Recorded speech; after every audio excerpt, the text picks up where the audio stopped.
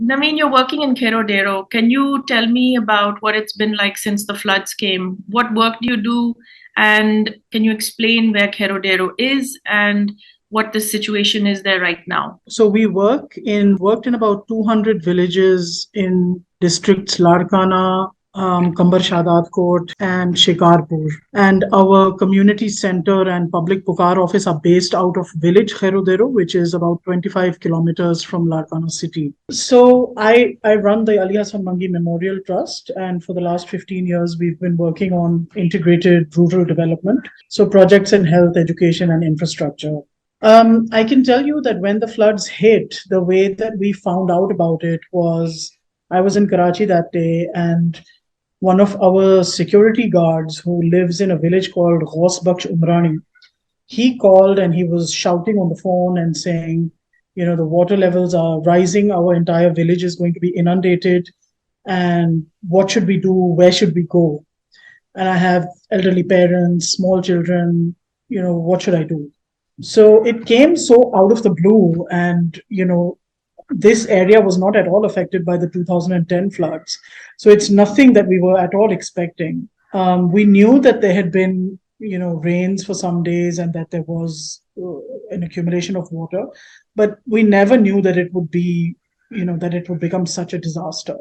So instinctively, we just said, come to us, even though we had zero level of preparedness at that time, to receive flood victims. What do you mean by us? So the staff and I at the Ali Hassan Mangi Memorial Trust, so we have about 30 employees. All of them are locals from the village and the surrounding villages. So everyone was on their usual duties, and no one was expecting anything like this to happen. So this particular security guard, his name's Anwar, we said, well, just come to us. So he started, gathering what he could. And then, of course, other people from his village said, can we come too? And he said, okay. And then people just started pouring in. So it was night, the 21st of August. And, people just started walking toward our community center. So 2, 3, 4 kilometers in the rain, in the heavy rain. And that's how it all started. Can you describe the community center? Because I've seen it. It's a compound. You have a boundary wall, you have a gate, and inside you have divided it in certain sections.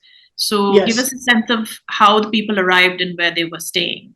Sure. So people arrived basically walking up the road from villages like Ghosbaksh Umrani, Ali Hassan Umrani, Gari Harsa, and they started walking up the road, and it was raining heavily, and they all just started coming in through the gate. And what we could just instantly do was our biggest space is the children's activity hall.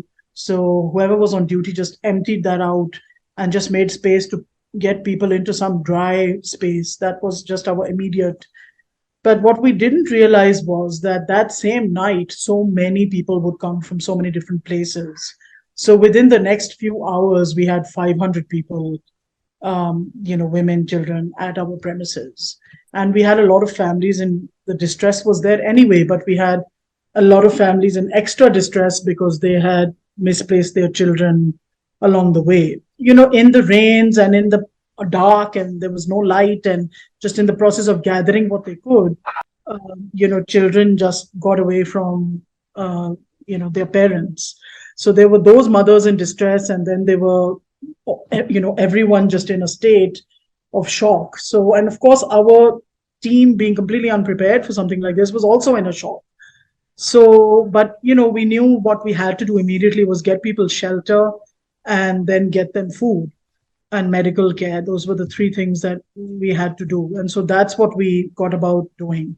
This shock, and I know from my conversations with you that night it was really full of anxiety and these people turning up in droves.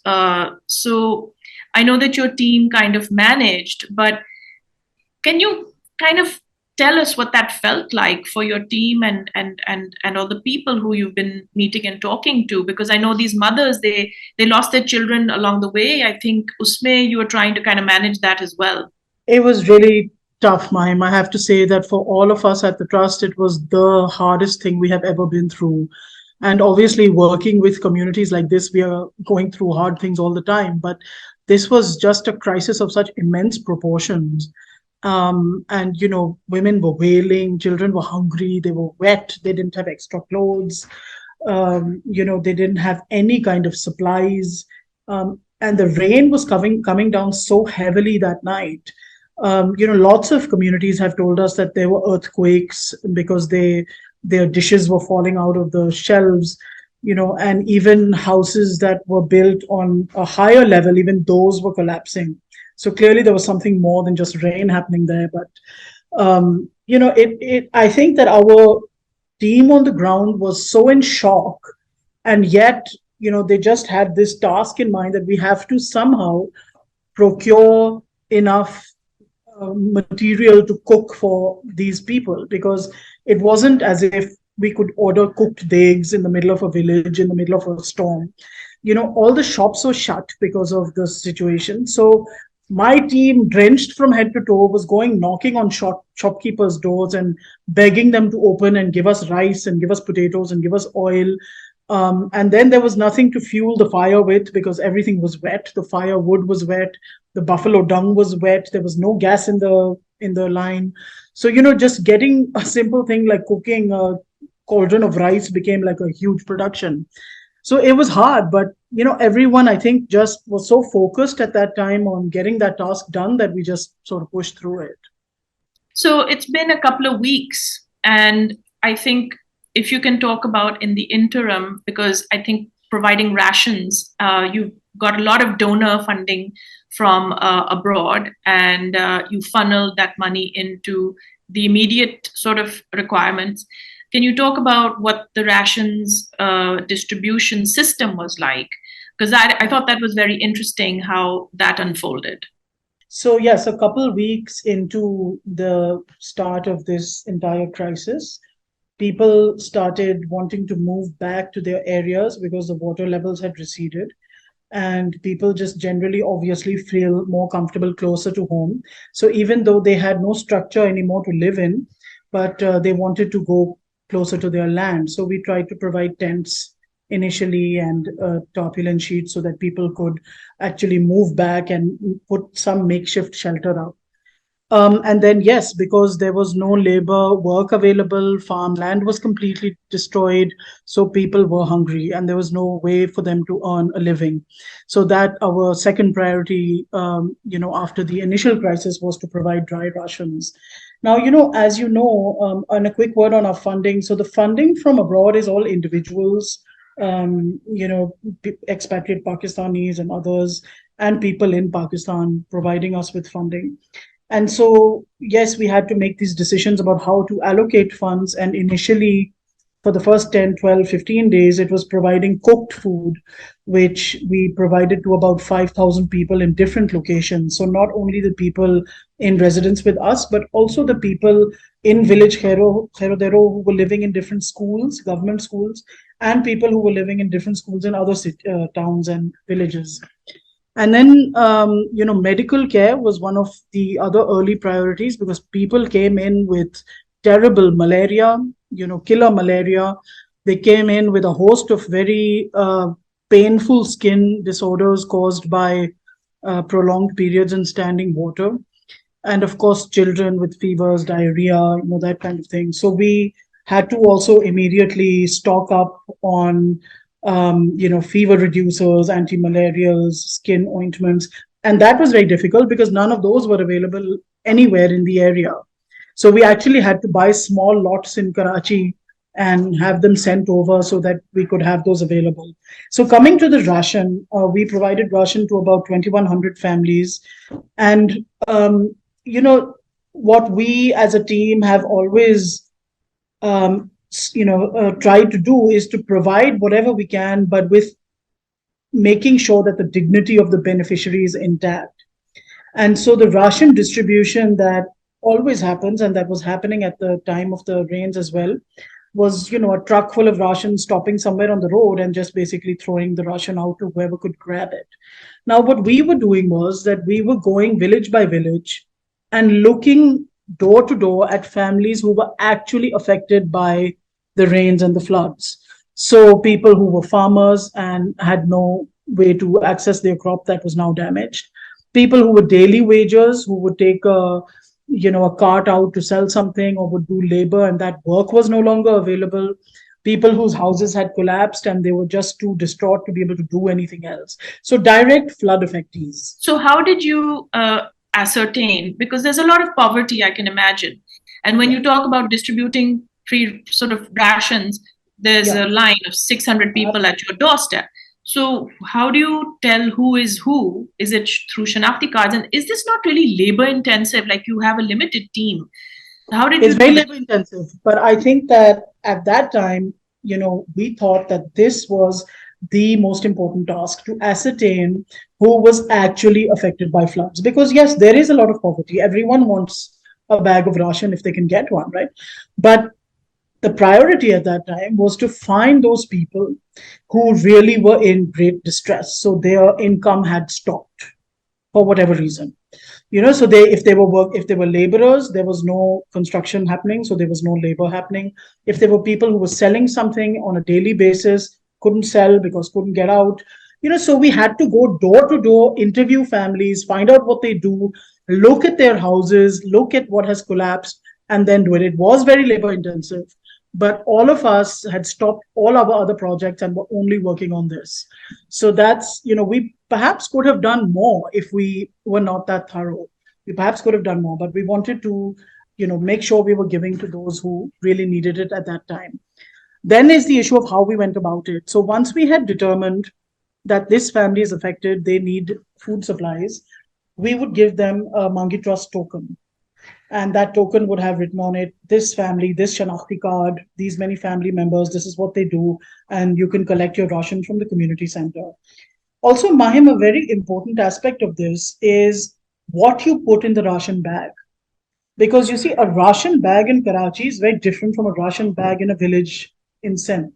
Why? Because large families, the the basic necessities are rice and flour, and you cannot give people in villages 5 kilograms of rice because that's only going to last them 3 days.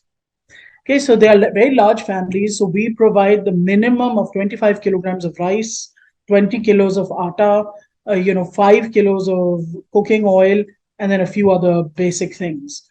So, we also wanted to design those packages to be suitable for the communities we serve. So they would come to our gate and show the token. They would be let in and seated. When they were seated, somebody would come and verify their token with the list that we had prepared. When they were verified, they would be escorted into our former activity hall, which had been converted into a ration distribution center. And they would go to each counter and pick up. So at one counter, they would pick up 25 kg of rice, then atta, then the other supplies. And then they would be escorted out through the gate onto whatever transport they had brought. So it was very important for us to make sure that this was done in a way that was respectful. You were also getting a lot of people I know who, from our cities, urban centers, were sending material in. I mean, people really did open up their hearts and wallets. At Do Talwar in Karachi, there was a camp which was piled high for weeks with just boxes of stuff. And even during the 2010 earthquake, we heard a lot of criticism about what cities are actually sending in to the rural areas. Can you give me some examples of mistakes that should be avoided when donating? And add in what, going into the winter months, what kind of material do people actually really need? Like, for example, tents, I think are problematic. You found they were problematic. Can you talk about why they were problematic? And the tarpaulin and the boxes of biscuits and the medicine donations. Tents is a really important point because, this was early September. It was really hot. And giving people tents at that time, it didn't make much sense because sitting inside a tent, I asked my team, I said, well, let's go sit inside a tent and see how it feels. Because even my team was saying, tents, we need tents. Not to mention that a tent that cost 2,500 was now costing 12,500. But, I said, let's put up a tent here and let's go sit in it. So we put up a tent in our park and I made everyone, including myself, go sit in that tent. And it was hot as hell. So I said, no one's going to use this. So I said, let's give a couple tents and then let's follow up and see what happens with those tents. So we gave people asking for tents, a few tents. Then we went back a few days later and checked what they were doing with the tents. One of them had his donkey standing under the tent. Another one had his motorcycle under the tent.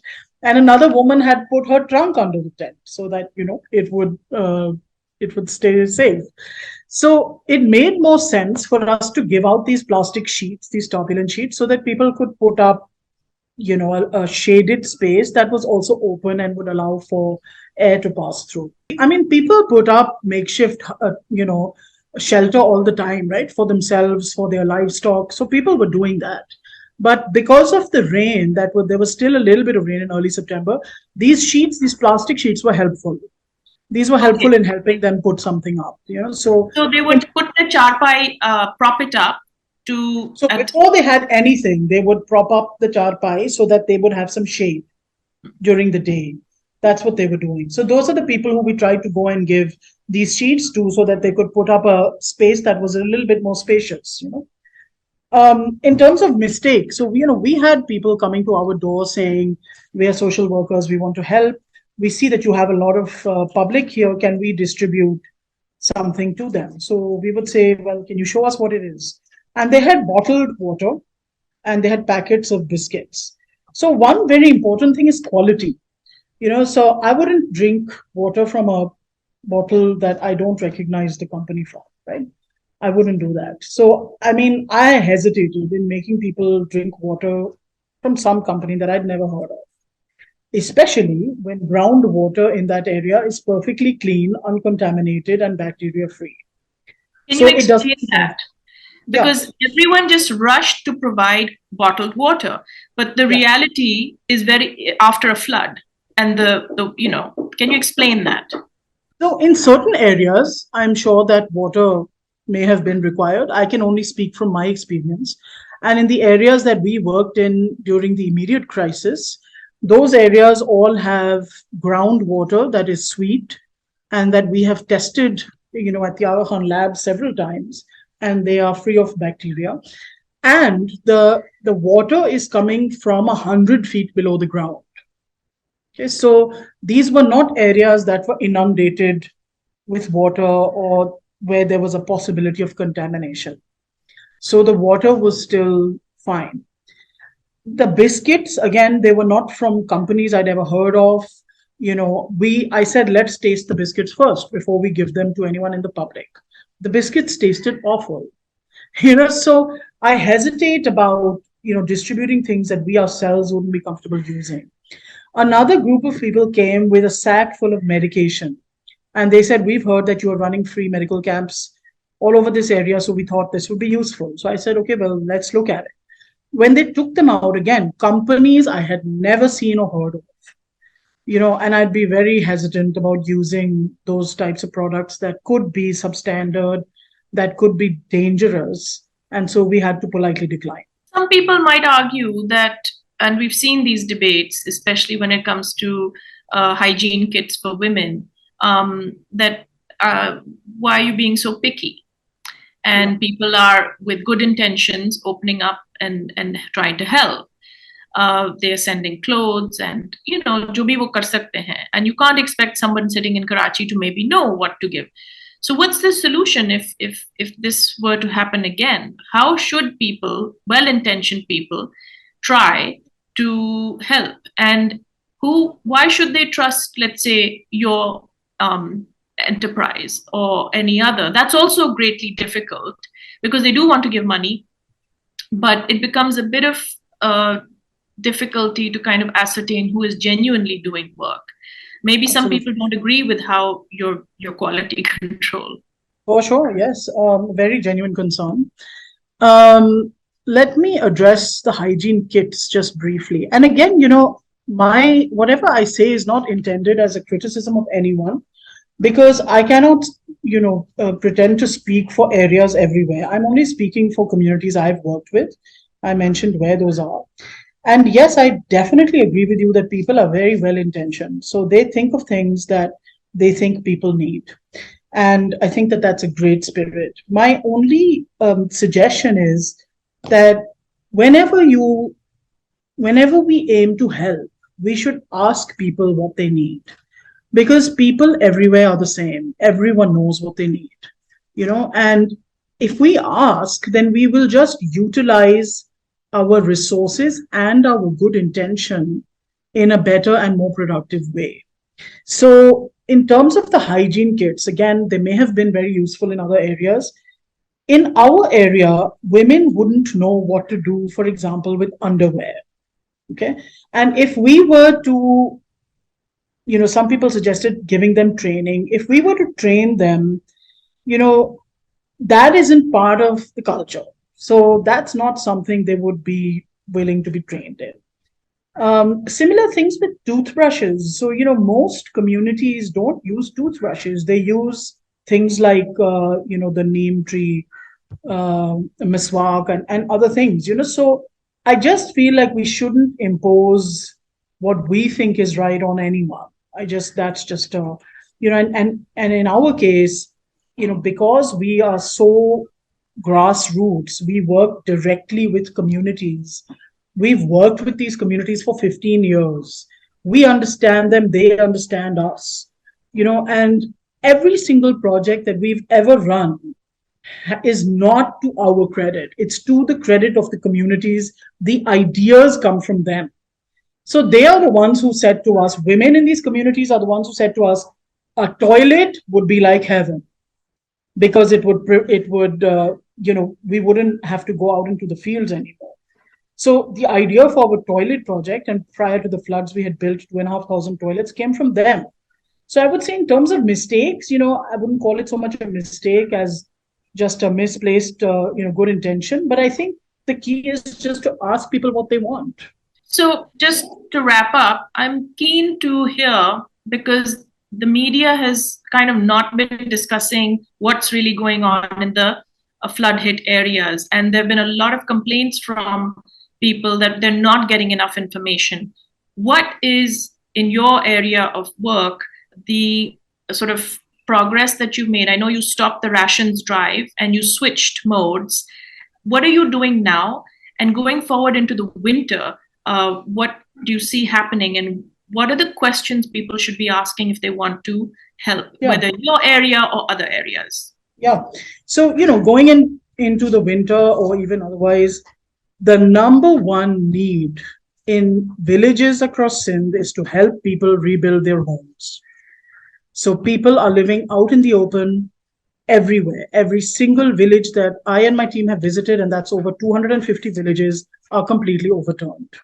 That is the single most important priority. We started building houses 2 months ago. We've built 300 so far, and we're going to keep going. So that is the single most important priority. We must build homes that are low cost, that utilize local materials and local expertise, and involve the community's own efforts, but that are more sturdy than they were in the past. In addition to that, for winter, we are also doing things like collecting blankets and sweaters and shoes and other winter things that we can use to help the communities get through this, because not everyone's going to have a home, in this winter. Can you explain, just as a last point, how a house is built in rebuilt? How many rooms? How much are the bricks costing? Where does the labor come from? And when you're saying build back better, what do the people want? What are they saying they like? Because are they choosing a different design? Is it a different material? Have they learned anything that are their preferences now? Absolutely. They've definitely learned, and so have we. And people came to us during when we still hadn't started reconstruction. So this is early September, the early phases of the crisis, and people were saying, what are we going to do now together to make sure that we don't end up the same way if we face similar circumstances again? And so we had several, hundreds of discussions with people from different villages. And what we collectively concluded was that we need to have foundations that are much stronger. So the traditional construction in that area is to use these, bricks that are not whole and that are baked extra. So Those bricks are cheaper and they are usually used in the foundation. And that is done without cement and without iron. And then you build upwards with ordinary bricks using mud as the means of plaster. Now, what we've changed this time, and again, this has been a collaborative effort between us, the communities, and the local masons of that area, who are also experts. So, what we are doing now is the foundation must have iron in it must have cement in it, and then we can build upwards using earth. And then we use iron girders, bamboo sticks, and bamboo sheets in the roof, which is the same as before. But we then also do an exterior plaster with cement. So now this makes the construction really solid. The cost obviously goes up, but people are putting in the iron themselves. They are reusing a lot of the bricks because those bricks can be reused. We are then helping with the cement for the foundation, the cement for the exterior plaster, some bricks if they fall short, and some roofing material if some of theirs has been damaged. Okay? So they put in part of the material, we put in part of the material. We give technical guidance and site supervision. So one of our guys is standing on site, every house that's being built.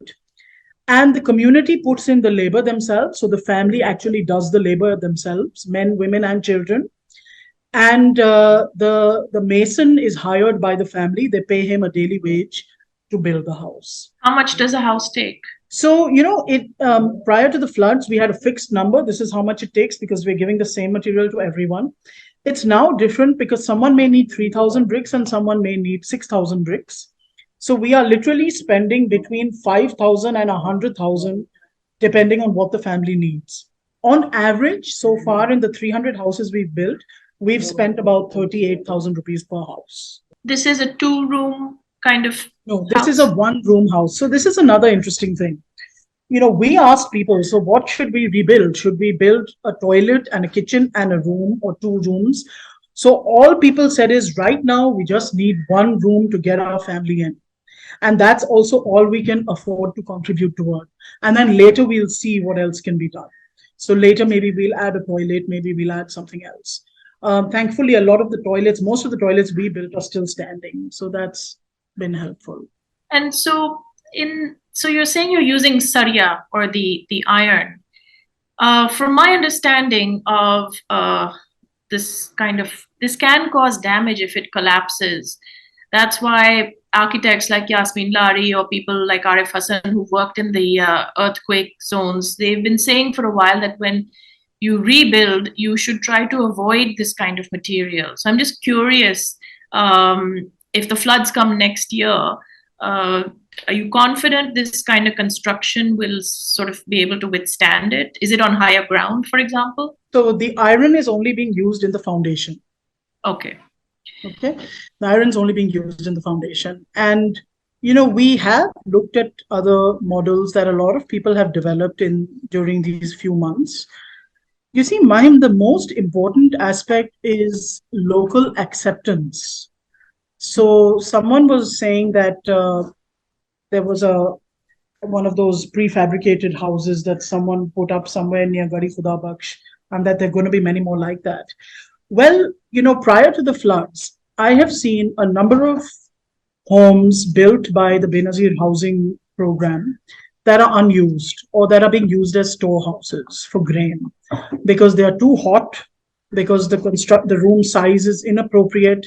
So you see, the local acceptance is really important. That is why we have to stick within the framework of what is considered locally a socially acceptable structure, while trying to make it as safe as possible and prevent future damage. The last thing I just want to quickly ask you before we end is, you've been interacting with a lot of children.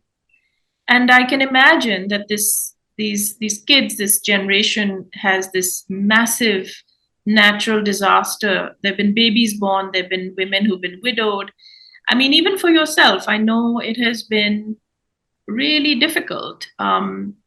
Doing this work and it's been physically and mentally kind of demanding. Can you talk to me about how the community has gone through it, where are they right now, psychologically, or just how people are coping, how you are coping? Women, like everywhere in these communities too, are extraordinarily resilient. I have nothing but the greatest of admiration for them because they have been through so much already, and then they have been through this massive trauma of losing their homes, losing family members, losing all their belongings. I have met so many women who said, I couldn't even save a dish, you know. Um, and they're slowly trying to build back. It's, of course, it's hard. They are struggling, but they are trying to build back. I find that they have so much gratitude, and possibly it's that sense of gratitude that saves them from really sinking, deeper into despair. Because all I constantly hear is that, well, thank God we still survived, or thank God our children survived. So that sense of gratitude, I think, is really what gets them by. That's something that we should try to remember. You asked me about the experience. Yes, the experience has been extremely difficult, physically for my entire team, but also mentally just so draining and emotionally so difficult because we are living with those communities and seeing what they are experiencing every day, talking to hundreds of them a day. You know, one does feel very helpless and very overcome. And no matter what you try to do, it just doesn't feel like enough or nearly enough.